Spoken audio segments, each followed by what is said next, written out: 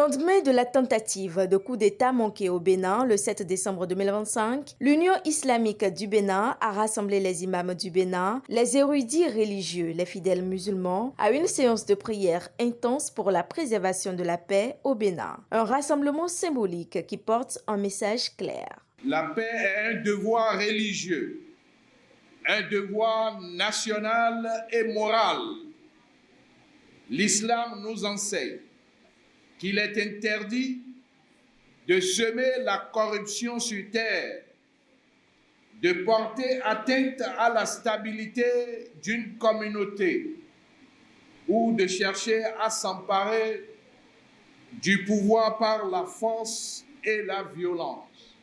Aujourd'hui, face à cette épreuve, nous voulons affirmer avec force que le Bénin doit rester une terre de stabilité, une terre de dialogue et de respect des institutions. L'ensemble des imams sont invités à cette occasion à œuvrer au quotidien pour la paix au sein de la communauté musulmane. Nous appelons l'ensemble des imams, des prédicateurs, des éducateurs et des fidèles à renforcer les messages d'apaisement dans nos mosquées, nos foyers et nos communautés.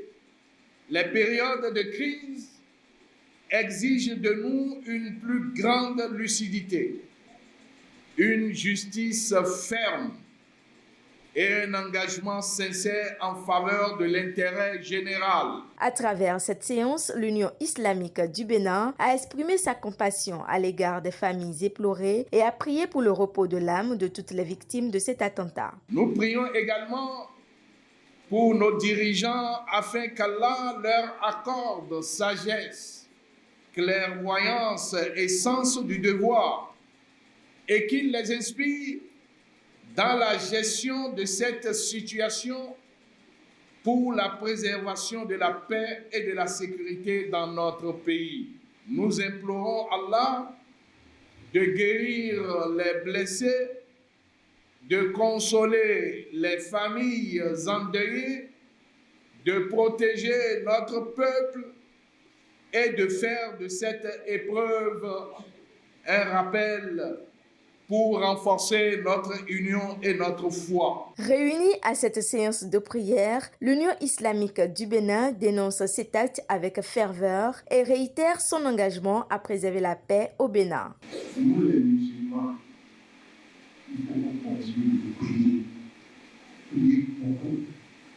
Parce que si ce n'est pas la prière, ce qui va se passer, ça se fait grave. Dieu nous amène des épreuves pour que nous on se réjouisse